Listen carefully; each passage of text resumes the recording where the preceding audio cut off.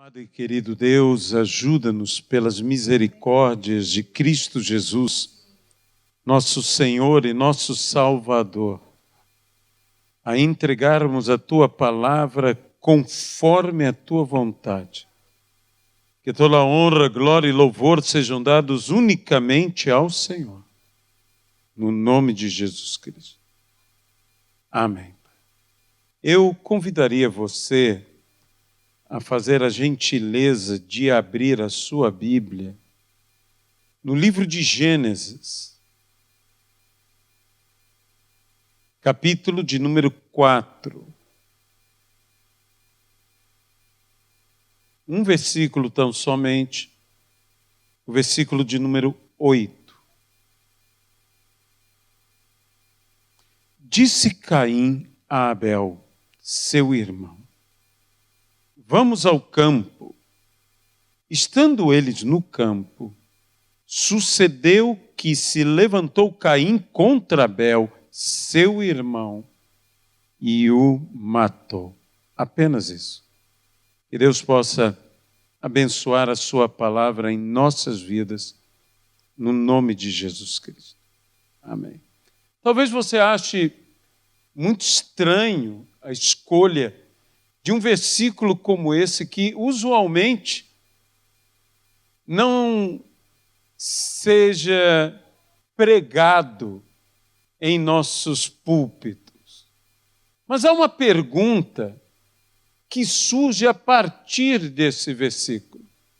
Uma pergunta que inquieta muitas vezes a todos nós. A Bíblia nos fala que Deus se agradou de Abel e de sua oferta. Mas de Caim e de sua oferta não se agradou. Se Abel era quem agradava a Deus, se Abel era o eleito, era o escolhido, como foi que Caim prevaleceu sobre Abel?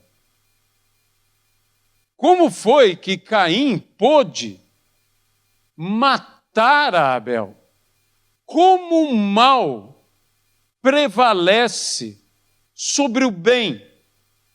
E nisto tudo vemos que Deus contemplava todas essas coisas.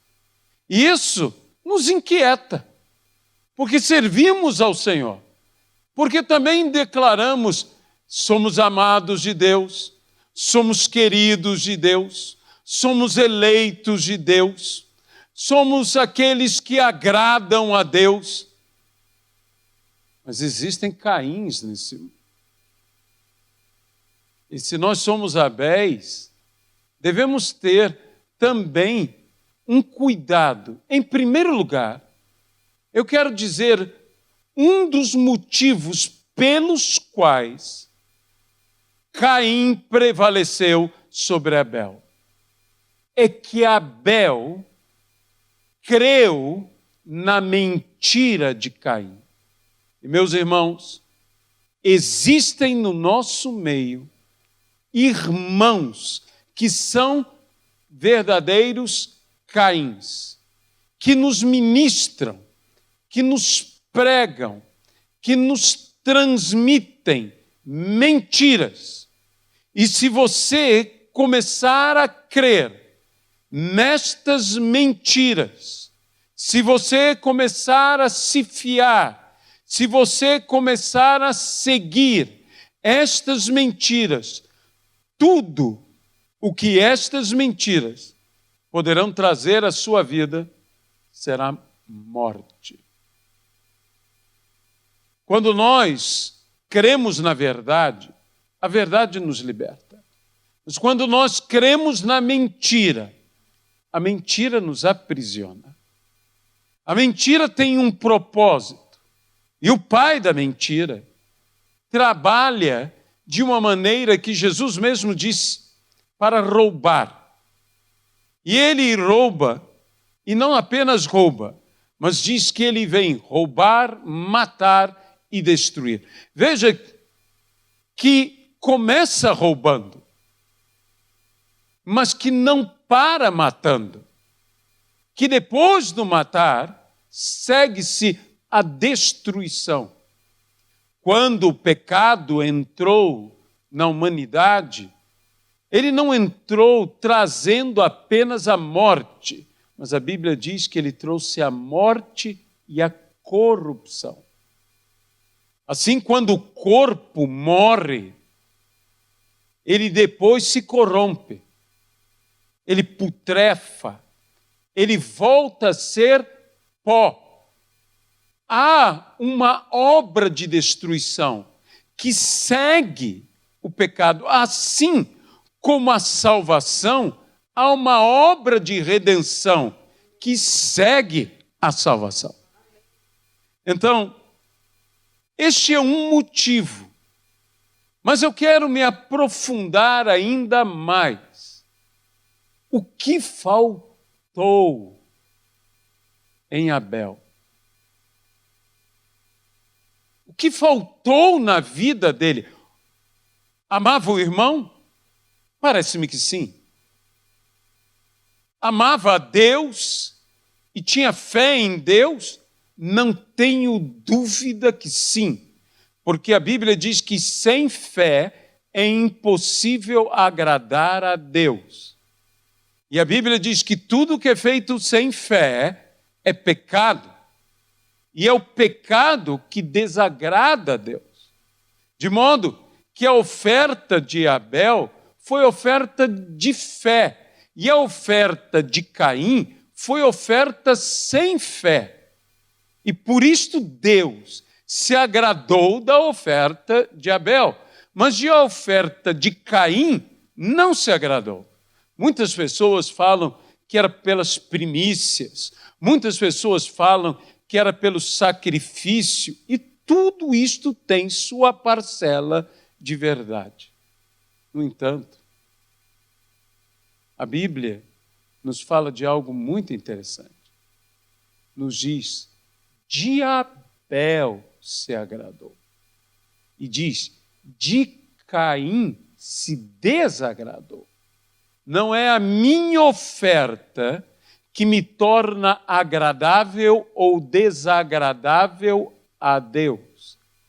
É o fato de eu ser agradável ou desagradável que torna a minha oferta agradável ou desagradável.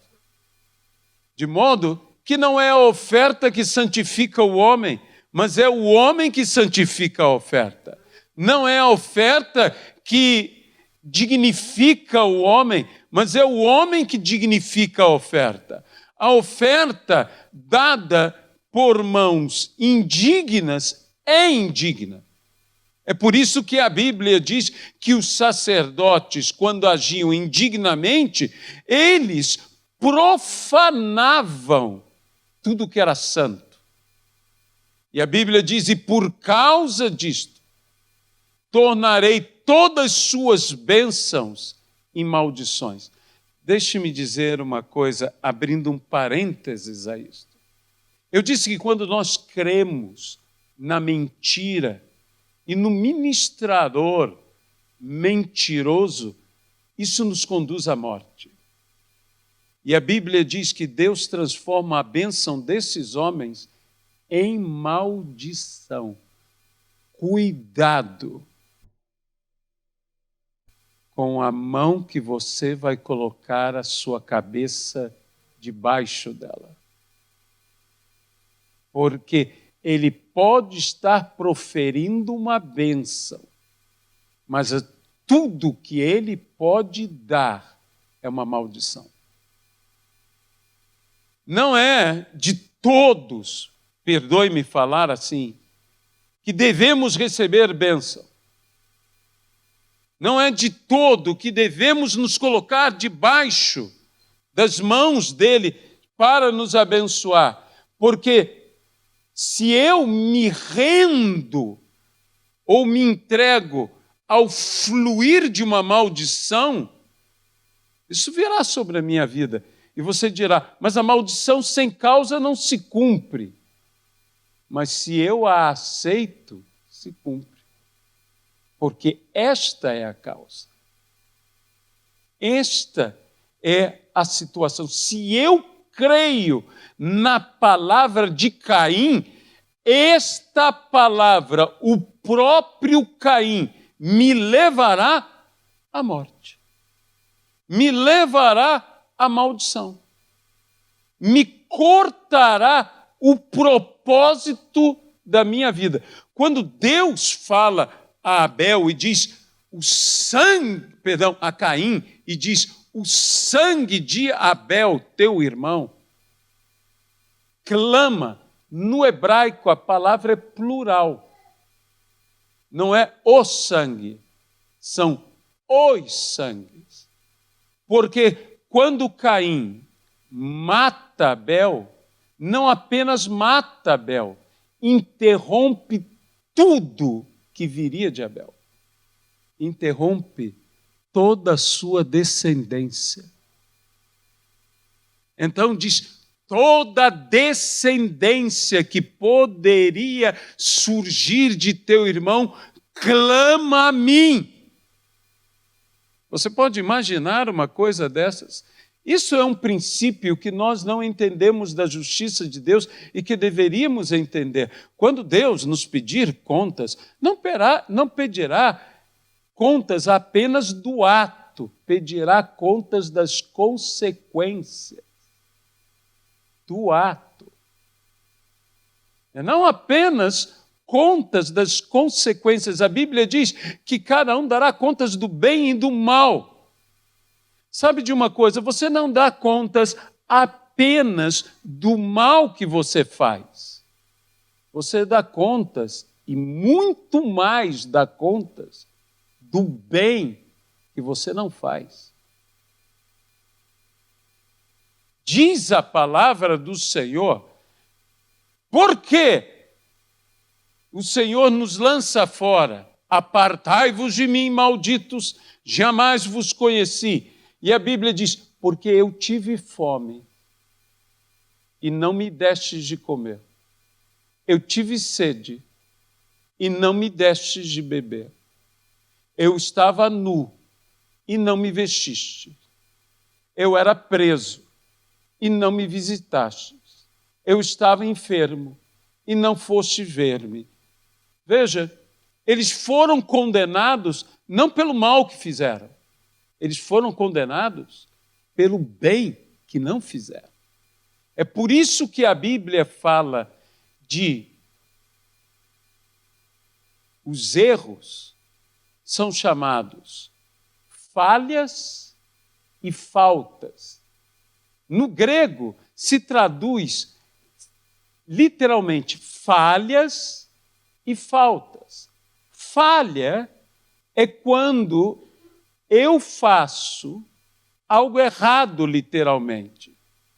Quando eu faço algo que eu não devia fazer. Falta é quando eu deixo de fazer algo que eu deveria fazer. É por isso que a Bíblia diz que há ladrões e roubadores. E a Bíblia não diz que nós somos ladrões, mas sim roubadores de Deus. Roubais nos dízimos e nas ofertas. Porque a diferença entre um ladrão e um roubador é que o ladrão toma o que não é seu e o roubador retém o que não é seu. E nós temos, então, que entender esse caminho. Eu sei que esse é um tema um pouco estranho, principalmente de falar num momento quando nós estamos nos alegrando com testemunhos. Mas isto é uma coisa de suma importância, porque Caim sempre desejará matar Abel. E você, meu irmão, é Abel. E se você, então, não tiver algo essencial que Cristo ordenou que tivéssemos, e Cristo diz, eis que vos envio como cordeiros. para o meio de lobos. Sede simples como as pombas e prudentes como as serpentes. O que Cristo deseja de nós é prudência. Saiba que na parábola das virgens, todas eram virgens, todas esperavam um noivo, todas tinham lâmpada, todas dormiram, todas acordaram, mas 5 entraram e 5 não entraram. E o que diferenciou as que entraram das que não entraram foi a prudência. Amém? Veja, todas eram santas, todas eram virgens, todas esperavam, todas tinham fé, todas tinham esperança, todas tinham expectativa, todas tinham obras, porque assim brilham as vossas obras. Todas tinham lâmpadas, umas tinham mais unção. E eu vou dizer uma coisa, há muita gente que na igreja está pedindo, eu quero mais unção, eu quero mais unção. Então se prega dizendo, comprem unção, unção tem preço. Você já ouviu essas mensagens? Isso tudo é verdade, mas sabe por que 5 tinham mais unção? Porque eram prudentes. Logo, biblicamente, eu posso dizer, quem tem mais unção? Quem é prudente. A prudência te faz ter o dobro de unção. Porque unção sem prudência pode te levar à morte. Unção tinha Sansão e ficou cego. Porque lhe faltou o quê? Prudência. E acabou morto. Porque prudência não é medo. Prudência não te freia. Prudência te faz ir em frente, pisando no lugar certo. Isso é prudência. Não dando passo errado. Isso é prudência. Sabe, elas foram prudentes em levar unção a mais, mas elas foram prudentíssimas em dizer não a quem queria tirar a unção delas. Porque tem gente na igreja que não tem unção e tudo o que quer é tirar a tua unção. E cuidado com estes que são irmãos, porque veja, o que Abel tinha, o que Caim não tinha. E você dirá, o Abel tinha que ser prudente? Tinha. Mas Abel não tinha como ver o coração do seu irmão. Deus sim. Abel não precisava ver o coração, mas podia ler a cara. Porque a Bíblia diz que o semblante de Caim caiu. E você, meu irmão, pode não ver o pensamento, nem ver o coração do irmão, mas a cara você vê. E você tem que saber ler a face. Você tem que saber ler os olhos, porque os olhos são não só lâmpadas, mas janelas. E janelas não apenas para quem está dentro da casa revela o que está fora, mas para quem está fora revela o que está dentro. E nós temos que aprender a ter isto que é prudência. Veja, eu irei um pouco pela Bíblia e te mostrarei que o espírito de um Caim sempre está contra um Abel. E que aquele que Deus ama, aprova, sempre é odiado por aquele que Deus, digamos, se aborrece. Eu não direi não ama, mas se aborrece, diz, amei a Jacó, mas me aborreci de Esaú. E o que quis fazer Esaú com Jacó?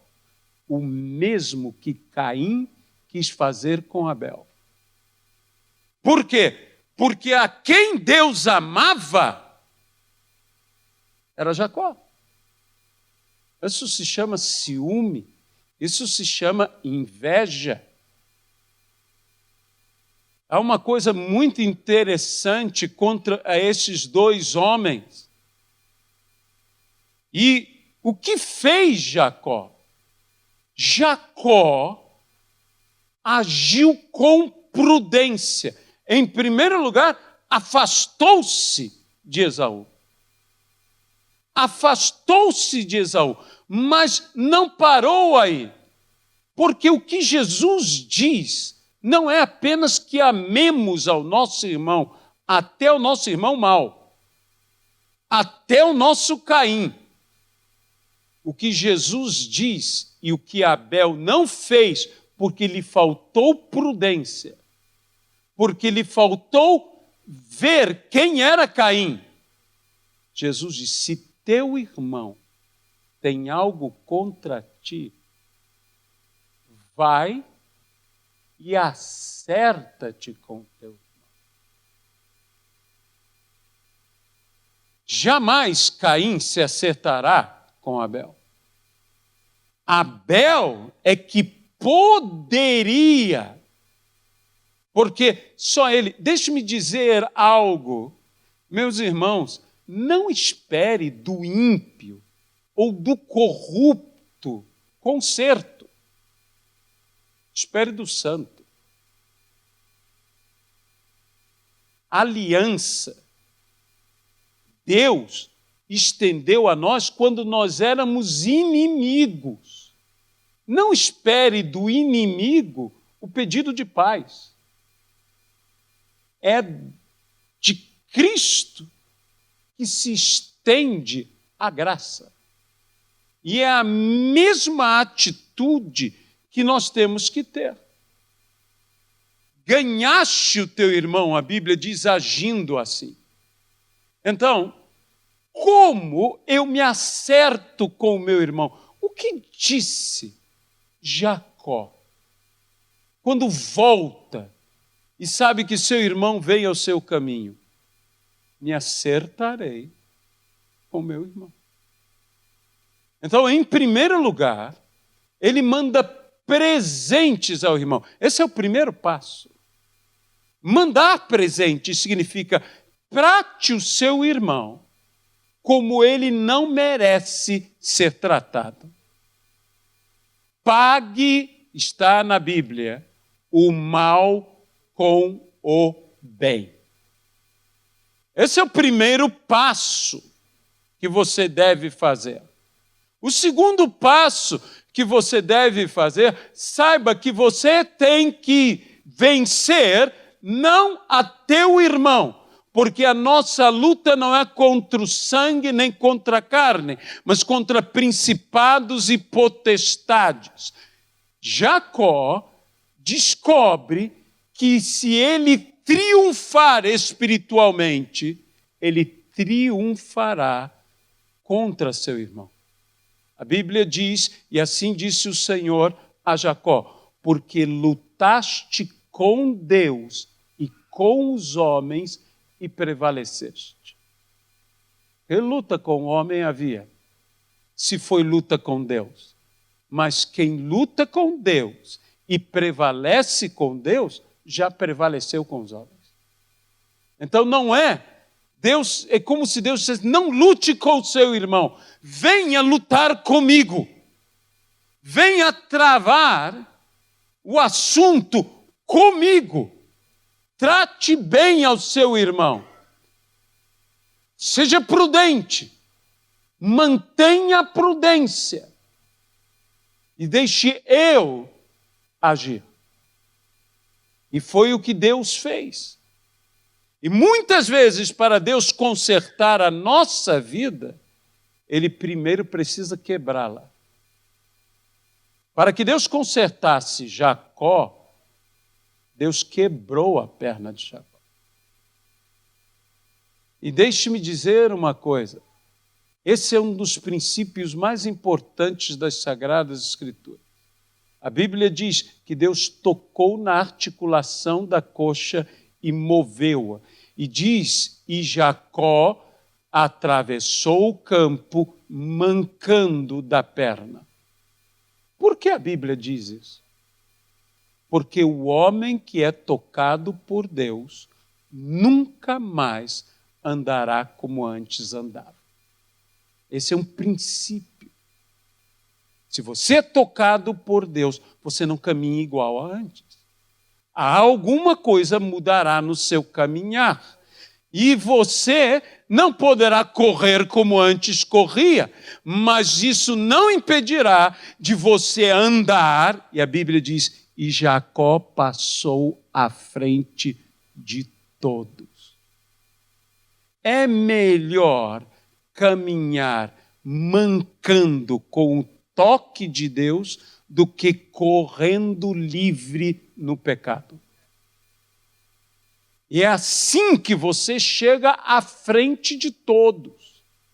A Bíblia diz que a vitória não é do veloz. Então não é a velocidade, ou a força, ou a valentia que te dará a vitória. É o toque de Deus que te dará a vitória. É Ele que te fará ir à frente. E então, vai Jacó a Esaú e acerta-se com Esaú, mas mantenha prudência. Esaú diz, vem e anda comigo. E Jacó diz, não, segue o teu caminho, que eu seguirei o meu. A gente que diz assim, perdoe. E se você perdoar, então ande com a pessoa como se nada tivesse. Isso é falta de prudência. Saiba o seguinte, Esaú, perdoe a Esaú. Sabe? E as pessoas dizem, se você perdoou, tem que esquecer. Se você esquecer, você vai morrer. Não se esqueça de quem é Esaú, porque na primeira chance, Esaú te mata.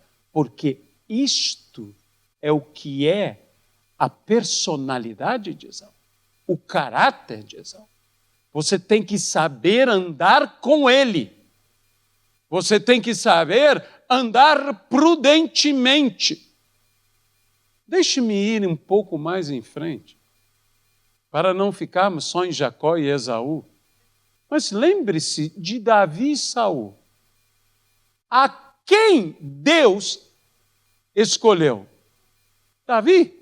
E a quem Deus rejeitou? Saul. E o que quem quis fazer Saul com Davi? O mesmo que Caim quis fazer com Abel. Você está percebendo como é o mesmo espírito?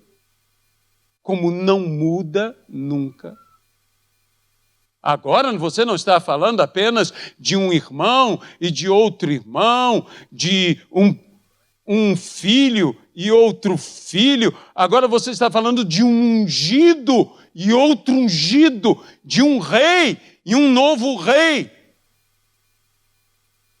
E agora você está, mais uma vez, vendo o que fez Davi. Prudência. E vejam os mesmos passos de Jacó. Primeiro, se afastou de Saul. Se afastou de Saul. Depois, sempre que teve oportunidade, fez bem a Saul. Tratou Saul como Saul não merecia ser tratado. Pagou o mal com o bem. E na oportunidade, acertou-se com Saul. E diz a Bíblia que Davi e Saul conversaram, e Davi, tomando parte do manto do rei, disse, aqui está, ó rei. Eu poderia tê-lo matado, mas eu não fiz. E o que disse Saul? Ó Davi, filho meu, agora vejo que tu serás rei sobre... Veja só, tu serás rei, que Deus te escolheu. Vem, Davi, volta comigo. E o que disse Davi? Não. Isso é prudência. Segue o teu caminho. Se você for por um caminho, eu irei por outro caminho. O Senhor julgue entre mim e ti. Davi disse, eu não te julgarei. O Senhor julgue entre mim e ti. Sabe, Jonatas era um homem bom, você concorda comigo? Era amado de Deus, amado de Davi, amado de Israel e morreu. Porque andou com Saul. Quem anda com Saul tem o fim de Saul. E Saul vai para a morte. Saul não apenas te mata porque te fere. Saul te mata porque o destino dele é morrer. E quem estiver com ele, morrerá. E assim Jonatas, homem bom, homem justo, homem correto, o Senhor era com ele, confiava em Deus. Davi tinha, creio, um sonho para Jonatas. Jonatas do meu lado, Jonatas comigo. E nada disso aconteceu. E nada disso aconteceu.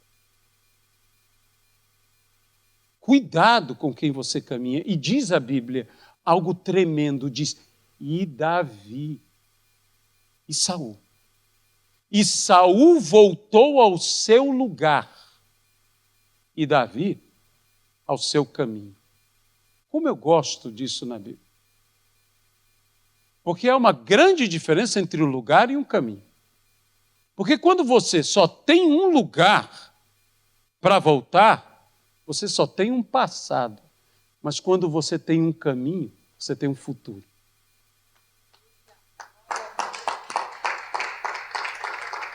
E os homens não brigam por um caminho. Os homens brigam por lugares. Os discípulos de Jesus começaram a brigar entre eles pelo lugar, a direita, a esquerda. Eram lugares. Lugares sempre dão brigas. Saul queria matar a Davi pelo trono, por lugares. Mas Jesus disse, eu sou o caminho, eu sou a verdade, eu sou a vida. Pare de discutir sobre lugares. Abrace o caminho, siga o caminho. É o caminho que você tem que estar. É no caminho que você tem que andar. Isso que é o importante para nós. Mas deixe-me voltar um pouco. Deixe-me dizer a você sobre José. José não era um amado do Pai. José não era quem Deus dava revelação.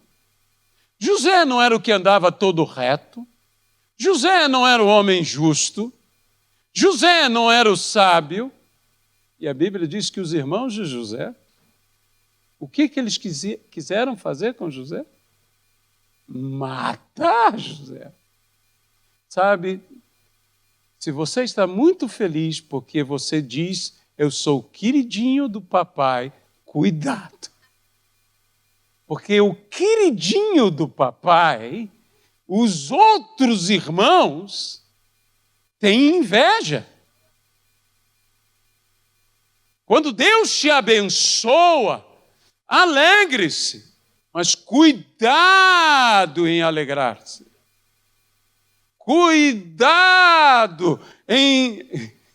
Nós estamos no culto de testemunho, mas cuidado com o testemunho. Sabe? Cuidado. Porque tem gente que enquanto você... Eu não estou dizendo que isso acontece aqui dentro. Mas tem gente que você está dando o seu testemunho e a pessoa está dizendo, na primeira oportunidade, eu jogo ele no poço. Sabe o que é poço em hebraico? É habitação de cobras e escorpiões. Por que você acha que eles jogaram no poço? Por que eles não prenderam numa caverna? Por que eles jogaram no poço? Primeiro, para afogá-lo. Só que o poço estava vazio. Mas se está vazio, pode ter cobra e escorpião. Quem sabe ele morre. E a culpa não é nossa. Vende como escravo. Sabe, Judá, dizem os rabinos, que Rubens não permitiu matar. E Judá, da segunda vez, quando Rubens não estava presente, Judá fez algo para que ele não morresse. Porque, sabe, Judá e Rubens são filhos de Lia. São filhos de Lia. Os filhos que queriam matar são os filhos das concubinas. Eles tinham alguma coisa da mãe. Eles tinham alguma coisa de nobreza nos dois. Principalmente Judá. Porque Judá era um homem diferente. Tanto que no final, quem Deus escolhe, para meu espanto, não é José. Você não esperava que Jesus viesse de José? E Jesus vem de Judá. Você sabe por quê? Porque Judá é o único que se arrepende plenamente. Judá diz algo a José. Judá diz assim, eu tenho um pai já idoso. E ele tem o seu filho. E ele perdeu o seu filho, filho da amada de meu pai. Quem está falando é o filho de Lia. Está falando da irmã de Lia. Está dizendo que ela é a amada do pai. E ele, José, é o filho da amada também. Você imagina José ouvindo tudo aquilo. O turbilhão de emoções dentro de José. E Judá falando. E José diz, meu pai não pode resistir a isto. Eu fico. Veja o que Judá está dizendo. Meu pai pode me perder. Meu pai não pode perder meu irmão. Você ama teu pai a esse ponto? Deus, quando olhou, disse a ele, esse é o homem. É dessa tribo que tem que vir. Homem que errou, que falhou. Mas o que fez José aos seus irmãos? Primeiro, agiu com prudência. Veja, o mesmo caminho. Testou seus irmãos, viu o coração deles. Depois, tratou-os como eles não mereciam ser tratados. Tratou-os bem. E, por fim, acertou-se com eles. Meus irmãos, nós temos que entender que esse acertar-se com seu irmão não é apenas o bom irmão. A igreja, na sua história, tem sido prejudicada por os Caíns que têm dominado, que têm matado os Abéis, porque falta ao bom a prudência, a inteligência, a habilidade para desviar-se das tramóias de seu irmão e chegar ao propósito de Deus na sua vida. Deus tem um propósito para a sua vida, assim como teve para José, e se cumpriu o propósito em José, mas em tudo José aprendeu na lição derradeira que ele teve com seus irmãos. Quando seus irmãos o feriram, quando seus irmãos o baniram, ele sentiu na sua vida o que era a injustiça do senhor egípcio, e ele aprendeu a ser prudente. Veja que quando José fala a Faraó, ele não é mais o mesmo homem. Ele é um homem totalmente transformado. Ele aprendeu, ele soube o que era ser injustiçado por irmãos, por senhores, por colegas de prisão, ser injustiçados por gente que vive uma miséria tão grande quanto a dele, quando for abençoado, ser injustiçado. Ele foi injustiçado em todos os níveis. Agora ele chega diante de Faraó, ele já não mais se precipita em nada. Ele diz: Faraó, Deus te revelou. Ele já não mais diz: é isto. Ele já não mais diz: eu sei. Ele diz: Deus te revelou. Ele diz: Faraó, escolha um homem. José sabe que ele é o único homem. Mas ele coloca então escolha um homem prudente, um homem sábio. Veja, um homem prudente. Meus irmãos, o servo de Deus que alcançará o propósito de Deus pleno na sua vida é o servo prudente. Nós pouco pregamos na igreja, vamos ser sinceros, sobre prudência. E Jesus foi tão taxativo: sejam prudentes. Isto é uma característica que nos fará andar no meio de lobos e não sermos devorados. Eu vos envio como cordeiros, nem ovelhas, cordeiros para o meio de lobo. Portanto, sejam simples. Tem gente muito complicada na igreja. Nós temos que ser simples e prudentes. Prudentes. Porque a Bíblia diz: o Senhor é o meu pastor, nada me faltará. Ele diz que Ele me faz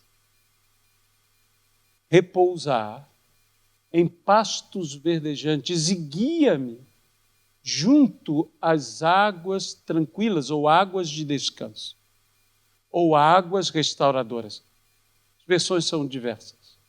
Mas diz: ainda que eu ande pelo vale da sombra e da morte, não temerei mal algum, porque tu estás comigo, a tua vara e o teu cajado me consolam. Mude um pouco a ordem dos versículos. Ele me conduz a pastos verdejantes e águas tranquilas. Ainda que eu ande pelo vale da sombra e da morte. Eu posso andar no vale da sombra e da morte. Eu não posso parar no vale da sombra e da morte. O final do vale da sombra e da morte não é nem sombra, nem morte, porque Ele me conduz a pastos verdejantes e águas tranquilas. É para lá que você vai. E veja, preparas-me uma mesa na presença dos meus adversários, unges-me a cabeça com óleo e o meu cálice transborda. Se há adversidade na tua vida, é que em algum lugar na tua vida, Deus preparou uma mesa. Tem uma mesa. Você pode ser um cordeiro no meio de lobos, mas não serão os lobos que irão te devorar. Será você que comerá diante dos lobos. Isso é o que o Salmo te promete. Mas para isto, nós necessitamos da prudência. A característica das virgens que entram, que chegam. Seja prudente, busque isto do Senhor. E a Bíblia nos fala sobre alcançar um coração sábio, literalmente um coração prudente. E é por isso que a Bíblia diz que estes irão alcançar longa vida. A prudência prolonga a sua vida. E uma vida de prudência, entre outras coisas, é uma vida de honra. O prudente não só é honrado, ele honra. Ele honra. Sabe, eu tive uma experiência na minha vida, e com isso eu termino, já que todos deram testemunho, deixe-me dar um testemunho meu. Que eu fui visitado por alguém, por um anjo, que ninguém gosta que visite. Ele é conhecido como o anjo da morte. Eu fui visitado pela morte. Literalmente, a morte, ou o anjo da morte, se apresentou a mim. Eu tinha tido uma trombose, descobri depois que eu tenho uma mutação genética no meu sangue que me propicia a trombose, que isso só existe no mundo escandinavo, e eu sou descendente de escandinavos. Então, eu infelizmente tenho essa mutação. E passei, não tive mazela, não tive problema algum, mas passei por um risco grande de vida. Estava eu sozinho, depois de já ter tido alta do hospital, e o anjo da morte se apresentou a mim, e eu disse, 1 minuto. Está escrito, honra teu pai e tua mãe, para que se prolonguem os seus dias sobre a terra, e tudo o que faças seja bem sucedido. Eu disse, e há coisas que você fala que é um ímpeto de fé. Eu disse, eu te desafio a correr todo este mundo e encontrar um homem que tenha honrado mais pai e mãe do que eu. O anjo da morte abaixou sua cabeça, deu meia volta e, humilhado, não há outra palavra, foi embora. Só depois é que eu pensei no que eu tinha dito, eu disse, eu sou louco de dizer algo assim. Meus irmãos, eu vivi e vivo esse princípio de honrar pai e mãe. Minha tia está aqui, minha tia testemunha, ela sabe que eu honrei meus tios, minhas tias, meus avós, que eu honrei meus líderes espirituais, meus pais espirituais, que a todos estes honrei, e honrei em vida e honrei em morte, honrei após a morte, porque há gente que diz, meu pai não está mais vivo, minha mãe não está mais viva, para que eu os honre. Ah, se eu tivesse sabido disso antes. Isso não é desculpa para nós. Disse Davi, acaso há alguém da casa de Saul para que eu haja de benevolência para com ele, a fim de que honre a Saul e sua casa, quando meu pai e minha mãe não estão vivos? Honrando meus irmãos, eu estou honrando meus pais. Honrando minha tia, eu estou honrando minha mãe, eu estou honrando meu avô. Minha tia, ela irá morar conosco e ela me perguntou, Luiz, por que você quer que eu more com você? Eu disse, tia, a única maneira de eu poder honrar minha mãe e meu pai é honrando a única pessoa que sobrou. Acaso terá sobrado alguém da casa do meu avô? É apenas minha tia. Então, meus irmãos, saiba de uma coisa, a prudência e a honra, porque a prudência está ligada ao estado de honra, elas te preservam. Não apenas porque você evita, elas se tornam uma autoridade na sua vida. Que nem a morte pode contra esta palavra, porque é a palavra de Deus. Então, se hoje eu pudesse dizer uma palavra que eu gostaria que todos nós tivéssemos, prudência.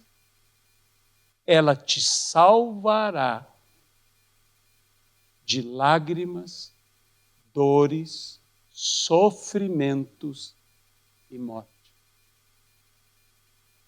Sejam prudentes, sejam simples, mas sejam prudentes.